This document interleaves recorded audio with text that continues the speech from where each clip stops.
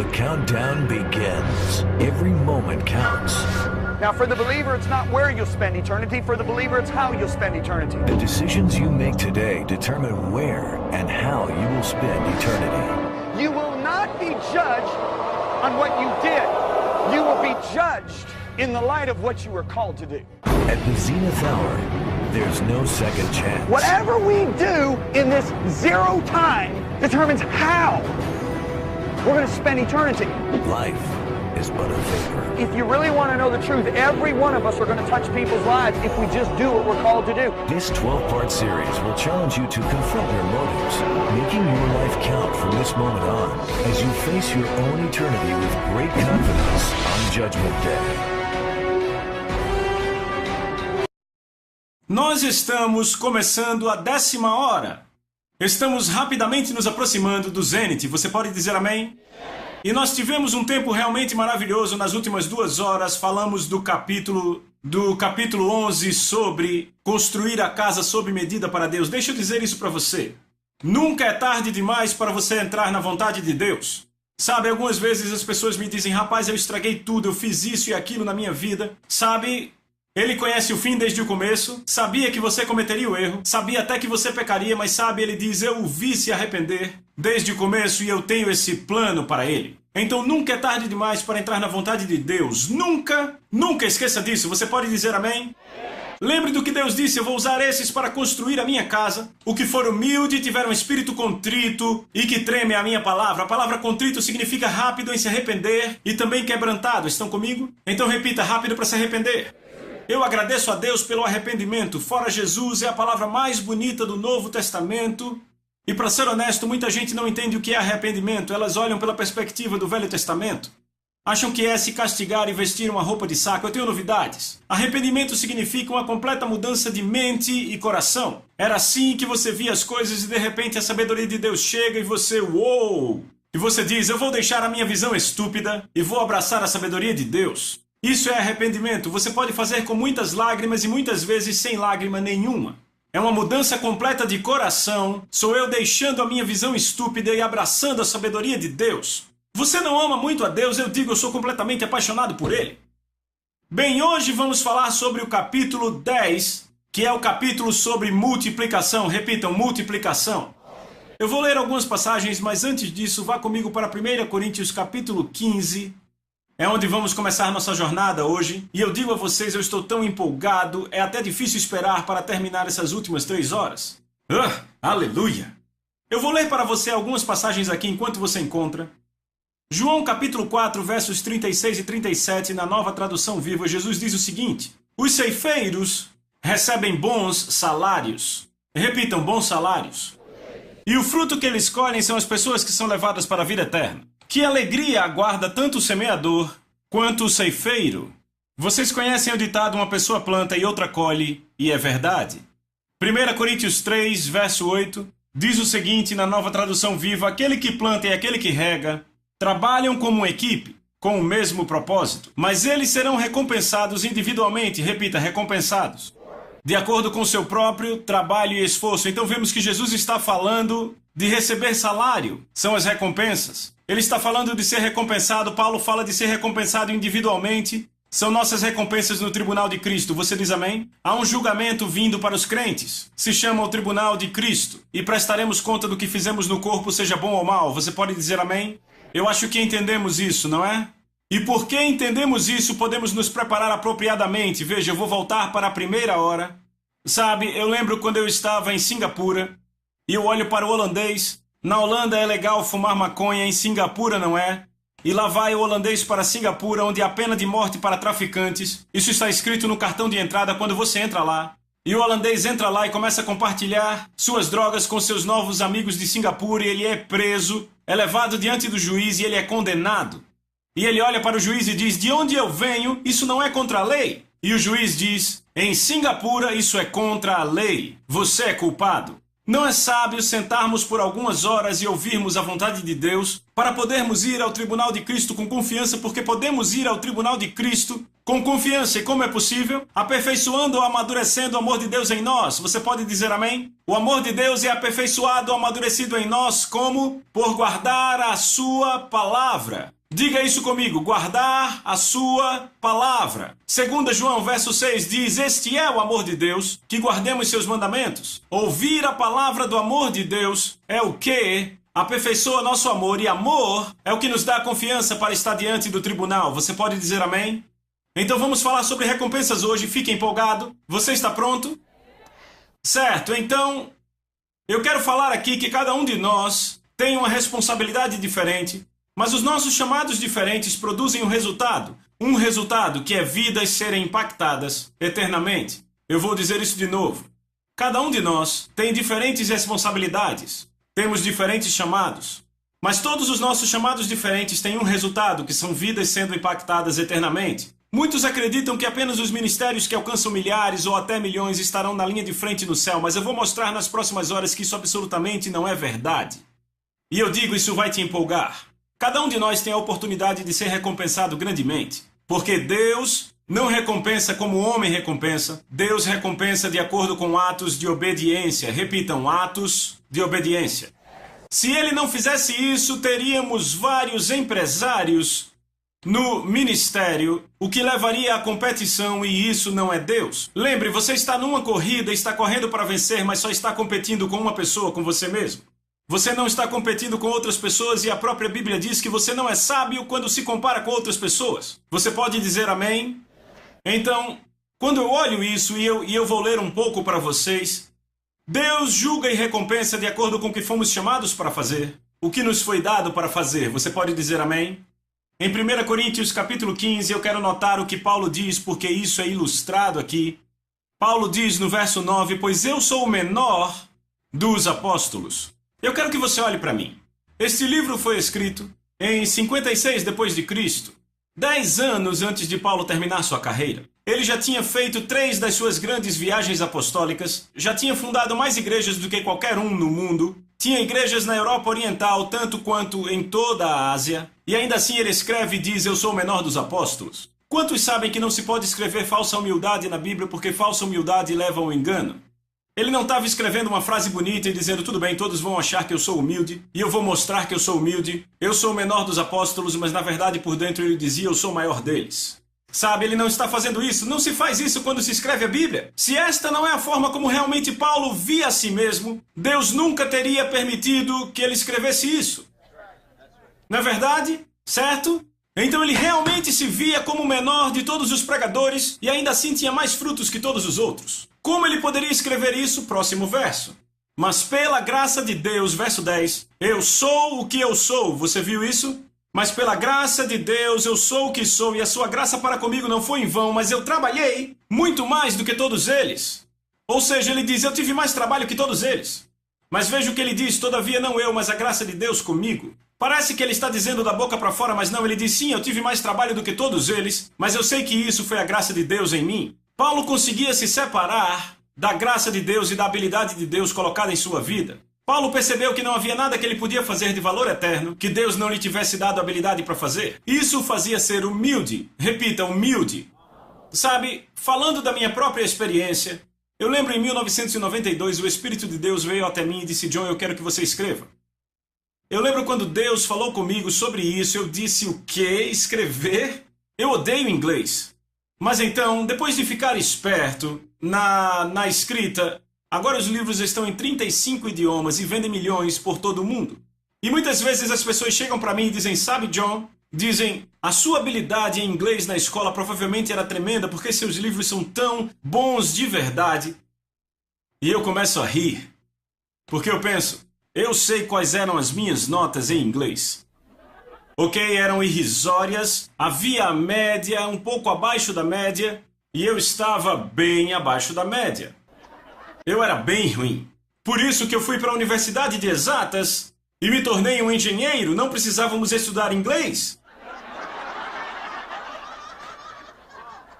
Então as pessoas me dizem isso e eu rio. Eu digo, se você soubesse. Eu levava 2 horas para escrever uma folha de papel. Eu passava meia hora para escrever uma sentença e jogava fora. Escrevia outra sentença e jogava fora. Você sabe como é e você fica com tanta raiva da sua professora de inglês, mas a culpa não é dela. Mas então eu ria e eu penso, se você soubesse. Sabe, eu escrevo cada palavra ali. Não é um ghostwriter que escreve. De cada livro meu, sabe, eu escrevo todas as palavras. Eu escrevo cada palavra e já estou no 12º, não, 11º. Sim, 11 livros. E sabe, eu sento ali, às vezes, num quarto de hotel, e eu começo a digitar, de repente eu pulo e eu faço... Rapaz, isso é muito bom! E aí você diz, como você pode ser tão arrogante? Você tem que entender, ninguém sabe mais que esse cara quem escreveu aqueles livros. Eu simplesmente fui o primeiro cara a lê-los. Então eu consegui me separar da graça, você entende isso? Eu entendo a graça de Deus, que me dá a habilidade de fazer o que eu fui chamado para fazer. Paulo disse, ai de mim se eu não pregar o evangelho. E ele disse, se eu pregá-lo, sabe, se o faço de livre vontade, então ele diz, eu tenho recompensa, mas se não, a responsabilidade de dispenseiro me é confiada, eu tenho graça, então é melhor fazer. Agora, eu lembro que eu estava numa entrevista uma vez, e era uma entrevista em rede nacional e era sobre os livros. E eu me lembro que o cara que estava entrevistando devia falar da mensagem dos livros, mas por alguma razão ele começou a pôr o foco mais em mim. E eu comecei a ficar muito desconfortável. E eu olhei para dentro e disse, Espírito Santo, o que eu faço? E o Espírito Santo me deu Eclesiastes 3,15 que eu citei para vocês na hora passada. E quando eu tive esse entendimento, eu olhei para aquela entrevista e disse, sabe, eu sei que a Bíblia diz que o que quer que Deus faça é para sempre, nada pode ser adicionado e nada tirado disso. Deus o faz para que os homens o temam. Aquilo que é já foi, aquilo que há de ser também já foi, mas o que está no passado os homens prestarão conta. Eu olhei para o entrevistador e disse, sabe por que eu estou aqui no programa? É porque os livros venderam, sabe, milhões de livros foram vendidos. Eu disse, mas sabe, há milhares, centenas de milhares de pastores aí fora que pregam para 1.000, 3.000, 5.000 pessoas, em áreas rurais por todo o país. Esses caras são perfeitamente obedientes à vontade de Deus, fazem o que Deus quer que eles façam, e você nunca traria nenhum desses caras nesse programa. A razão pela qual você me tem nesse programa é porque Deus me deu um chamado único, eu estou cumprindo, mas tem tudo isso. E eu disse, sabe o que mais? Eu disse, muitos desses caras estarão na linha de frente no céu, muitos deles na linha de frente, porque foram obedientes ao chamado de Deus em sua vida. Eu disse, quando eu olho para o meu chamado, Deus diz, eu não posso adicionar nada a isso. Eu disse, a única coisa que eu posso fazer é estragar tudo. E eu disse, isso me traz temor. Você percebe que Deus tem um chamado para a sua vida e a única coisa que você pode fazer é estragar tudo? Quando você realmente percebe isso, isso totalmente te libera do orgulho. Porque de repente você percebe, eu não posso melhorar o que Ele me chamou para fazer, só posso estragar. Esta revelação me liberou naquele dia. Então eu percebi que se tratava apenas dele, não de mim. Tudo o que eu tenho que fazer é ser um servo obediente. E sabe, ser ousado na obediência, mas ser um servo obediente. Amém? Você diz amém? Sabe, a igreja de Deus, nós somos o exército de Deus na terra, você sabia disso? Certo? Todos temos posições de hierarquia e todos temos dons para realizar a nossa missão. Eu lembro, muitos anos atrás, eu fui acordado pela minha esposa às 4 da manhã, eu estava dormindo muito pesado, ela entrou no quarto gritando e disse, John, acorde. Eu olhei para o relógio, eu vi que eram 4 da manhã e disse, o que houve? Ela disse, John, eu acabei de ter uma visão, eu estava na sala orando, Deus abriu meus olhos e eu vi um exército massivo, glorioso e impressionante. E ela disse, esse exército andava em perfeita ordem de hierarquia. Ela disse, cada um dos soldados nesse exército sabia seu lugar e não buscava o lugar de outro. Ela disse, eu vi lacunas no exército, e ela disse, eu vi você e eu indo para as lacunas, para o lugar exato onde deveríamos estar ali. E ela disse, John, o exército tinha os rostos 45 graus inclinados, e quando andava, eles não olhavam para o lado, como, por exemplo, quando você vai virar um prédio, olha para baixo para não bater. Ela disse, eles olhavam para cima e viravam, bem assim. Ela disse, os olhos de cada um estavam em Jesus. E eu fiquei tão empolgado quando ela compartilhou isso comigo. O comentário que realmente me chamou a atenção foi que ninguém cobiçava o lugar do outro. Estão acompanhando? Então deixa eu dizer isso. Provérbios capítulo 24, verso 3, como já lemos antes, diz, pela sabedoria uma casa é construída. Diga, pela sabedoria uma casa é construída. Mas eu quero que você se lembre do que falamos. Casa feita sob medida para Deus. Pela sabedoria uma casa é construída, certo? Mas a Bíblia nos diz que há duas sabedorias. Estão comigo? Então podemos estar construímos a todo momento, mas a pergunta é com que sabedoria construímos? Vá comigo para Tiago 3 e eu mostro do que falo. Tiago 3.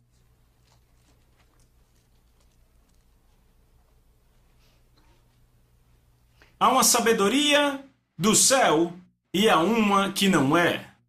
E em Tiago, capítulo 3, lemos no versículo 13: Quem entre vós é sábio e inteligente, mostre pela boa conduta que suas obras são feitas em mansidão, de sabedoria. Mas se você tem inveja amargurada e egoísmo, e a Nova Versão Internacional diz ambição egoísta, eu gosto muito mais dessa. Então vamos ler de novo assim. Mas se você tem inveja amargurada, repita inveja. E ambição egoísta, repita ambição egoísta. Nos seus corações não vos glorieis, nem mintais contra a verdade. Esta sabedoria não desce lá de cima, mas é terrena, sensual e demoníaca. Pois onde a inveja e a ambição egoísta existem, há confusão e todas as coisas ruins. Isso não é impressionante? Então não importa o que fazemos, o quão bom parece, se está cheio de inveja ou ambição egoísta, estamos construindo com motivos carnais, sensuais ou demoníacos. Precisamos pensar então por um momento. Não me interessa o quão bom parece se você está cheio de inveja ou ambição egoísta, está sendo motivado por sabedoria sensual, demoníaca ou terrena.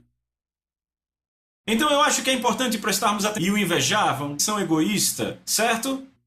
Falemos então da inveja. W.E. Vines descreve a inveja assim: a sensação de desprazer produzida por testemunhar ou ouvir sobre a vantagem ou prosperidade de outros.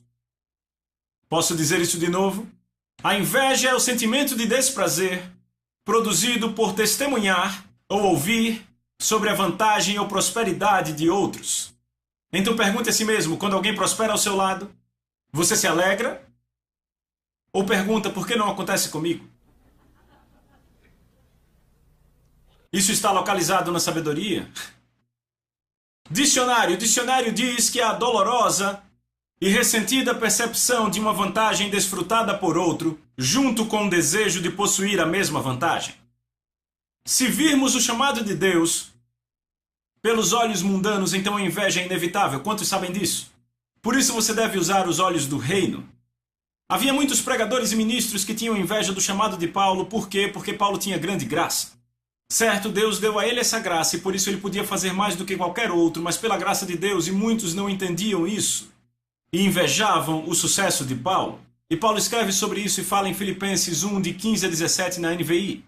Ele diz: é verdade que alguns pregam Cristo por inveja e por rivalidade, mas outros de boa vontade. Estes o fazem por amor, sabendo que aqui me encontro para a defesa do Evangelho. Aqueles pregam Cristo por ambição egoísta. Então você vê que aqueles pregadores invejavam o sucesso de Paulo. Eles não entendiam que cada um de nós é chamado diferentemente. Cada um recebe graças diferentes para produzir diferentes chamados. Então se você começar a se comparar com outro no corpo de Cristo, você começa a invejar. Lembre-se, qual é a única pessoa com quem você compete? Todos falem. Digam de novo. Aqueles ministros não estavam contentes com o chamado de Paulo. Invejavam o sucesso de Paulo e ainda sentiam ambição egoísta. Então o que é ambição egoísta? Vamos falar primeiro da ambição. A ambição é um desejo ardente e forte de realizar algo.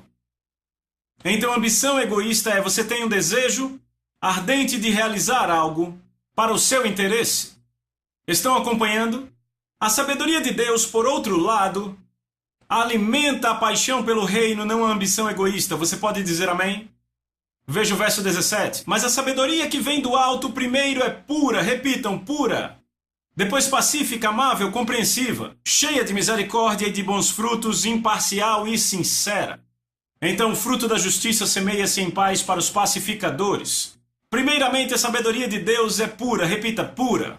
O que significa isso? Não tem duas caras. Você não tem uma aparência externa de santidade misturada com uma motivação invejosa e egoísta por dentro.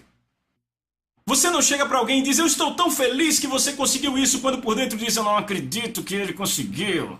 Entendem o que eu digo? Estão comigo? E você diz: mas se eu tiver isso dentro de mim, trate disso.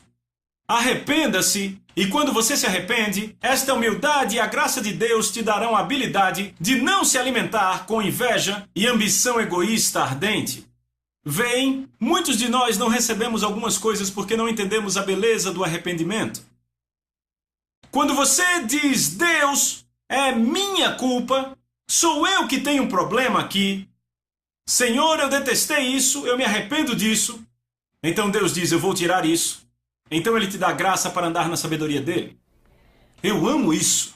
Eu não sei você, mas eu amo isso. É muito legal, não é? Certo? O objetivo não é ser o maior, mas obediente ao chamado. O objetivo da sabedoria pura não é ser o maior. Ouça, eu vi um dos maiores ministérios da América cair porque o objetivo era ser o maior ministério. Eu trabalhei lá. Era uma paixão alimentada pelo homem que estava na liderança. Eles tinham uma congregação de 4.000 lugares com 8.000 membros, influenciavam o país todo. E eu digo a vocês, eu vi aquela igreja sair de 8.000 membros e ir para 400. E o prédio nem existe mais. Ele foi demolido porque estava cheio de lixo.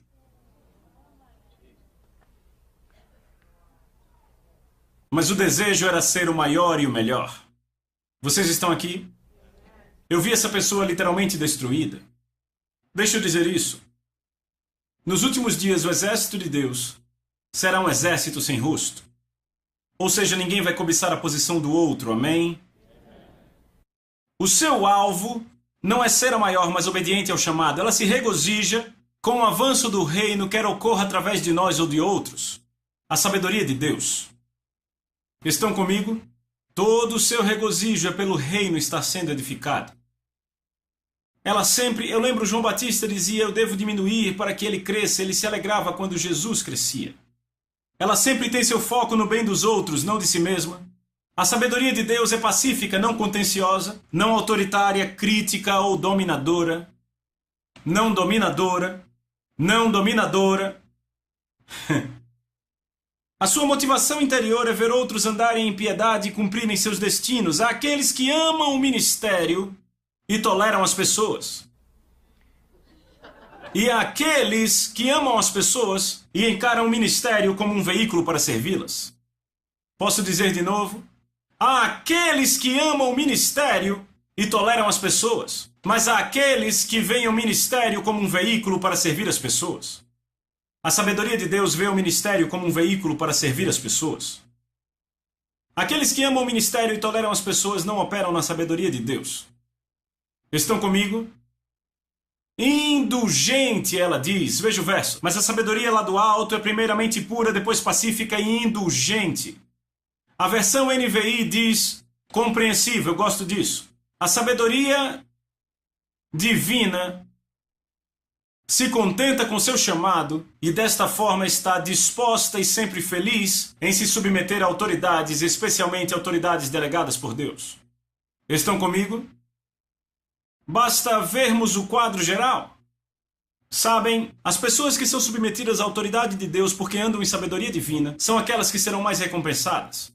Muitas vezes eu temo por pastores auxiliares que dividem a igreja e levam pessoas consigo. Esposas que não se submetem aos maridos, empregados que não se submetem aos chefes. O que ocorrerá quando estiverem diante do tribunal? Será absolutamente impressionante. Então, é agora que fica empolgante, eu estava esperando por isso. Nos evangelhos, encontramos duas parábolas semelhantes. Estão comigo? No entanto, cada uma ilustra, e antes de eu continuar, essas duas parábolas semelhantes nos evangelhos são sempre vistas como a mesma parábola, mas não são. Por anos, eu olhei essas duas parábolas como a mesma. E quando escrevi esse livro, o Espírito Santo abriu meus olhos e elas não são a mesma. Certo? A primeira da qual eu quero falar é a parábola dos talentos. Repitam, talentos. Esta parábola enfatiza que nem todos os crentes receberão os mesmos níveis de chamados e dons. Vá comigo para Mateus 25. Se você achou, diga amém.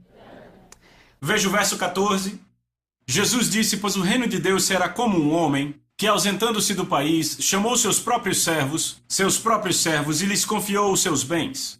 A um deu 5 talentos, a outro 2, e a outro 1, a cada um segundo a sua própria capacidade, e então partiu em viagem. Então há muito aqui que temos que falar, certo? Primeiramente, um talento é uma medida financeira, mas é uma parábola. O que Deus está comunicando na verdade aqui não é sobre dinheiro, porque lembrem que é uma parábola. Ele quer dizer que a cada homem foram dados níveis diferentes de chamados e diferentes níveis de dons. Estão comigo? Há ministros que Deus coloca em um nível de chamado e dom que alcançará literalmente nações e multidões. Há outros ministros que Deus coloca em chamados e dons que vão alcançar milhares numa cidade. E há outros ministros que Deus dá níveis de chamados e dons que podem ministrar a centenas em áreas rurais. Estão comigo? São níveis diferentes. E note que Deus dá a cada homem de acordo com a sua própria habilidade. Agora, deixa eu fazer uma pergunta. Quem te deu a sua habilidade?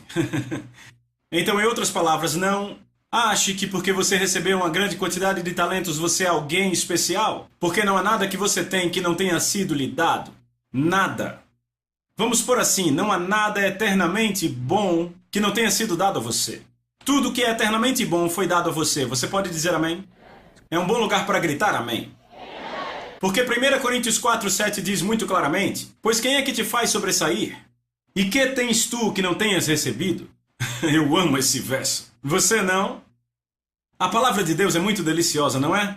Agora veja isso. Há escritores em que Deus pôs um nível de unção para alcançar milhões ao redor do mundo. Há outros escritores que estão alcançando dezenas de milhares nacionalmente. E há outros escritores que estão alcançando centenas em sua comunidade. São diferentes níveis de dons e talentos. Há administradores de igrejas que tenho visto que têm os talentos para administrar mega igrejas de 20 mil pessoas, 15 mil pessoas. E há outros administradores que são chamados para trabalhar com líderes que têm o talento de conseguir lidar com ministérios medianos. E há administradores que são chamados para ajudar a administrar pequenos ministérios.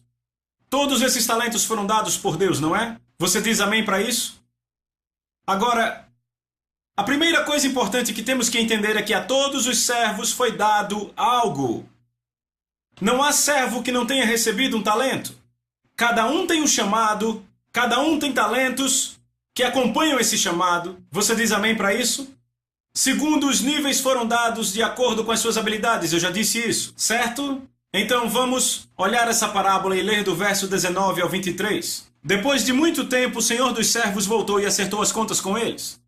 O que tinha recebido 5 talentos trouxe outros 5 e disse: o senhor me confiou 5 talentos. Veja, eu ganhei mais 5 talentos. O senhor disse: muito bem, servo bom e fiel. Você foi fiel sobre poucas coisas, eu te farei governar sobre muitas coisas. Entre na alegria do seu Senhor. É isso que você quer ouvir? Eu disse: isso é o que você quer ouvir no tribunal de Cristo. Eu disse que isso é o que você quer ouvir no tribunal de Cristo, ok? Agora veja isso. Verso 22. Veio também o que tinha recebido 2 talentos e disse: Senhor, o Senhor me confiou 2 talentos, veja, eu ganhei mais 2. O Senhor disse: muito bem, servo bom e fiel. Você foi fiel sobre poucas coisas, eu te farei governar sobre muitas coisas. Entre na alegria do seu Senhor. Você notou que a recompensa para esse cara foi exatamente a mesma do outro? Não houve nenhuma palavra diferente. Você viu isso? Certo, agora veja. Então o que recebeu um veio e disse: Senhor, eu sabia que o Senhor é um homem severo que colhe onde não plantou e junta onde não semeou. Por isso tive medo. Saí e escondi o seu talento no chão. Veja, aqui está o que lhe pertence. O Senhor respondeu e disse: servo mau e preguiçoso. Notem a palavra preguiçoso. Repitam: preguiçoso. Servo mau e preguiçoso. Deus nunca colocará a preguiça no lugar de destaque, ok? Você sabia que eu colho onde não plantei e junto onde não semeei, então você devia ter confiado o meu dinheiro aos banqueiros para que quando eu voltasse eu recebesse de volta com juros. Tirem o talento dele e entreguem-no ao que tem 10. Agora, note que os 2 primeiros dobraram seus talentos. O de 5 dobrou para 10 e o de 2 para 4. Ambos receberam exatamente a mesma recompensa. O galardão, certo? Muito bem, servo bom e fiel, viram? Mas o cara que recebeu 1, certo? Pegou o seu e o enterrou. Ele provavelmente achava que o seu era insignificante, talvez tivesse um pouco de inveja. do cara que recebeu 2 e do que recebeu 5, e se perguntava por que eles têm tantos dons.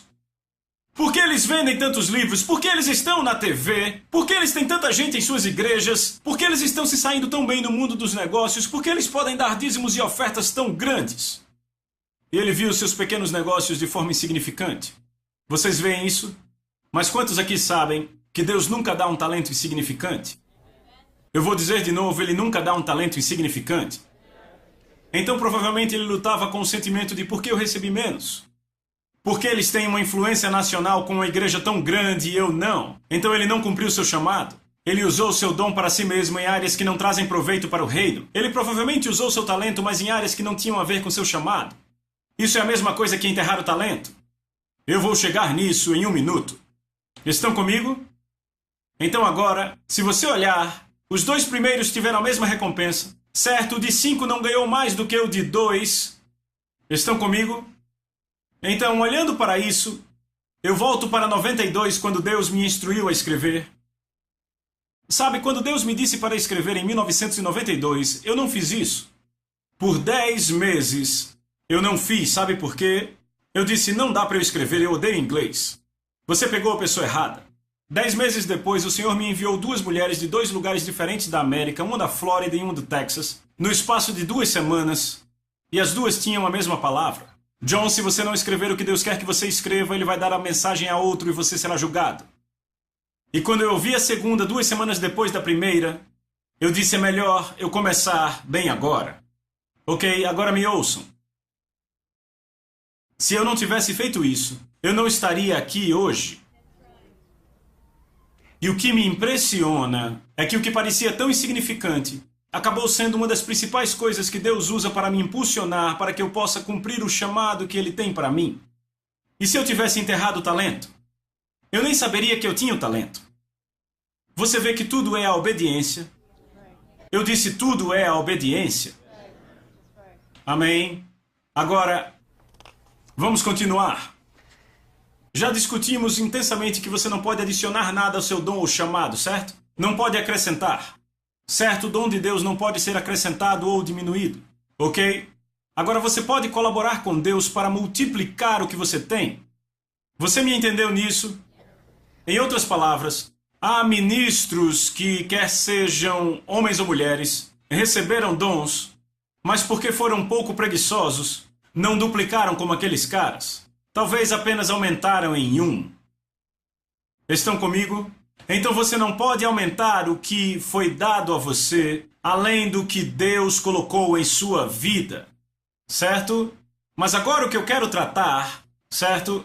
Você não pode acrescentar nada ao seu chamado ou dom, mas agora vamos falar da multiplicação do que todo crente tem. Diga comigo, todo crente tem. A outra parábola, que é semelhante à dos talentos, mas difere completamente, mostra essa verdade, e isso me impressionou. Vá para o Evangelho de Lucas, capítulo 19. Por anos, até alguns meses atrás, eu sempre colocava essas 2 parábolas juntas. E o Espírito Santo me mostrou, não, elas não são as mesmas, e eu vou provar para você. Evangelho de Lucas, capítulo 19, é aqui que isso fica muito empolgante. Certo? Você pode dizer amém? Lucas 19, eu quero começar do versículo 12. Então ele disse, certo homem nobre partiu para uma terra distante com o fim de tomar posse de um reino e voltar. Então ele chamou 10 dos seus servos, confiou-lhes 10 minas e disse-lhes, negociai até que eu volte. Mas seus súditos o odiavam, por isso enviaram uma delegação para lhe dizer, não queremos que esse homem seja nosso rei. Não está falando dos seus servos, mas dos cidadãos. Certo? Contudo, ele foi feito rei e quando voltou, então mandou chamar os servos a quem dera o dinheiro, a fim de saber quanto tinham lucrado com negócios. Então veio o primeiro, repita, o primeiro, e disse, Senhor, a tua mina rendeu outras 10. Então disse, muito bem, meu bom servo, porque você foi fiel no muito pouco, tem autoridade sobre 10 cidades. Você está começando a entender, não é? E o segundo veio e disse, Senhor, a tua mina rendeu 5 minas. Da mesma forma, o Senhor disse a ele, também você se encarregue de 5 cidades. Estão acompanhando? Então veio outro servo e disse: Senhor, aqui está a tua mina, eu a conservei guardada num pedaço de pano, tive medo porque és um homem severo, tiras o que não puseste e colhes o que não semeaste. E ele disse: eu julgarei pelas suas próprias palavras, servo mau. E ele tomou e deu ao que tinha 10. Agora olhem para mim. Nesta parábola você não tem 3 servos, um recebendo 5, outro 2 e outro 1. Cada um diferente de acordo com a sua habilidade. Você tem 10 servos, e cada um deles recebeu 1. Mas ele escolhe apenas falar com 3 dos 10. Por isso que as pessoas põem as duas juntas. Mas cada cara recebeu apenas 1. O que esta mina aqui representa? Ela representa o que cada um dos crentes recebeu quando nasceu de novo.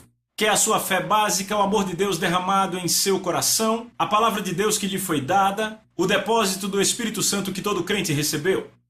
Isso é o que foi dado a todo crente. É um nível igual. Todos receberam 1.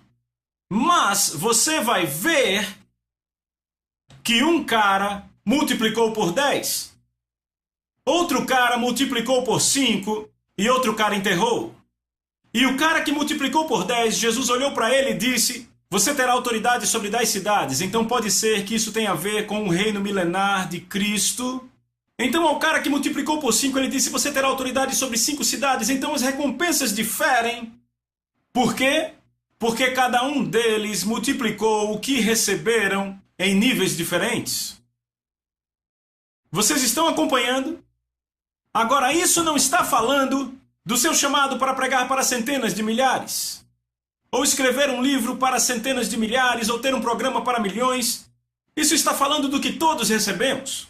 E se você notar, os caras que tinham diferentes dons e chamados que dobraram os seus, ambos tiveram a mesma recompensa. No entanto, aqui, onde os caras multiplicaram o que foi dado a todo crente, eles receberam recompensas maiores. Sabe o que isso me diz? Me diz que a mãe que trabalha no berçário, ela pode governar sobre 100 cidades.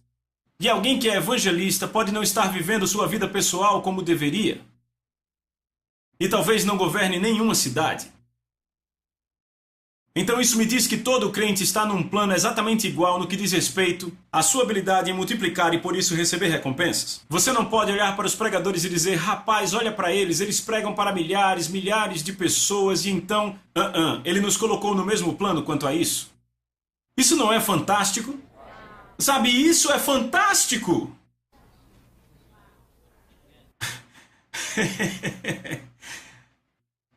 Isso me empolga. A maneira pela qual multiplicamos diretamente determinará quanta autoridade nos será confiada no milênio e no novo céu e na nova terra. Se você lembrar da parábola no livro, lembra, Caridade era dona de restaurante e Egoísta era um grande prefeito. Ele recebeu dons para ser prefeito, mas ainda assim o que ele fez? Quando eles foram para Afabel, ele acabou virando um jardineiro e ela foi governar com Jalen e recebeu o comando de um continente inteiro, onde ele foi chamado, ouçam, para servir todos os jardineiros daquele continente. Veja, todo santo glorificado foi chamado para reinar, mas ele ia ser um jardineiro e ela governaria sobre um continente. Veem isso? Isso ilustra exatamente o que Jesus diz aqui.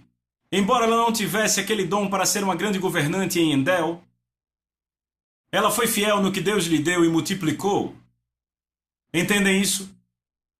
Vá comigo para 2 Pedro, capítulo 1. 2 Pedro, você está aprendendo algo?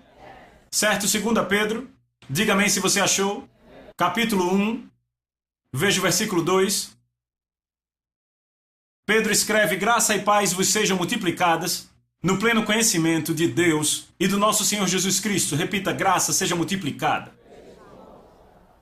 Visto como pelo seu divino poder nos têm sido doadas todas as coisas que conduzem à vida e à piedade pelo conhecimento completo daquele que nos chamou para a sua própria glória e virtude, pelas quais nos têm sido doadas as suas preciosas promessas, para que nos tornemos coparticipantes da natureza divina, nos livrando da corrupção das paixões que há no mundo. Notem que a graça pode ser multiplicada em nossas vidas. Você viu isso? Verso 2. Graça e paz sejam multiplicadas. O que esses dois servos fizeram? Eles pegaram as coisas básicas que receberam e, através de negócios, eles as multiplicaram. Graça e paz vos sejam multiplicadas. Espera aí, não podemos fazer nada de valor eterno a não ser que seja pela graça de Deus. correto? Mas como a vida é multiplicada em nossa vida? Pelo conhecimento. Essa palavra conhecimento não é conhecimento de livros, mas um conhecimento íntimo. Então, quanto mais íntimos somos de Deus, o que acontece? Recebemos mais graça e assim podemos fazer mais e multiplicar mais. É por isso que todo crente deve passar tempo de qualidade com Deus. Deve orar, deve ler a Bíblia, devem ouvir ministrações ungidas e ir à igreja. Por isso que vocês são os espertos aqui. Estão comigo? Certo, quando fazemos isso, graça é multiplicada na nossa vida, nos dando a habilidade para fazer mais. Certo? Estão acompanhando? Eu tenho visto isso em todas as áreas da minha vida. Não tenho tempo para exemplos, mas eu falo disso no livro. Crescendo na palavra de Deus, eu consegui fazer mais em menos tempo. Se eu tenho um machado cego e quero cortar uma árvore, pode levar o dia todo para cortá-la com o machado cego. Mas se eu afio o machado, eu posso usar a mesma quantidade de energia e cortar 5 árvores. Quando eu só conseguia cortar uma, graça e paz multiplicadas em sua vida, por entrar na palavra e pela intimidade com Deus, vai afiar você.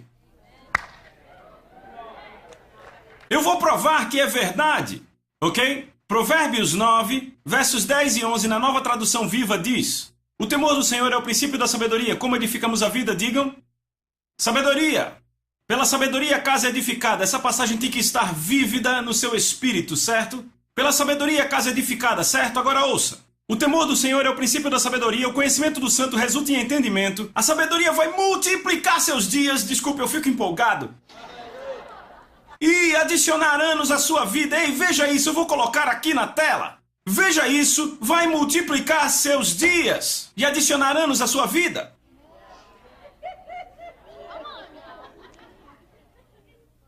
Então, quando você vê multiplicar os dias, pensa, ok, uma vida mais longa. Não! Ele disse que adicionará anos à tua vida. Ele já cobriu essa parte. Multiplicar os dias quer dizer você faz mais coisas por dia.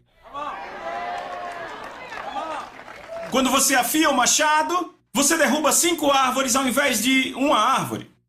E eu notei que quanto mais eu conheço Deus, mais eficientes são as orações, mais eficientes fica a meditação na palavra, mais efetivo é o alcance às pessoas e o trabalho para o reino. Eu trabalhava e trabalhava para ministrar a alguém, mas agora fica mais fácil. Por quê? Porque a graça é multiplicada. Então eu posso fazer mais agora. Entende o que eu digo? Por causa da graça de Deus. Sabedoria faz com que você possa fazer mais em um dia.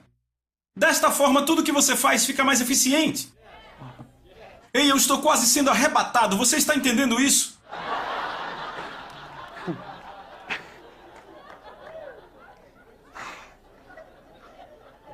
Eu dou outra passagem. Provérbios 3, verso 2.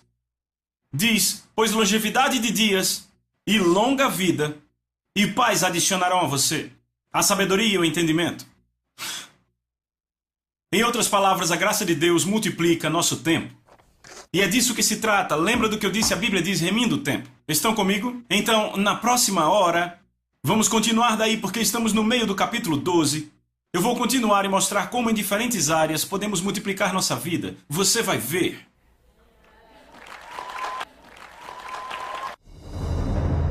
Next time in Hour 11, John shows the secret to making your days more profitable, the steps to multiplying your minas, and the critical importance of your attitude.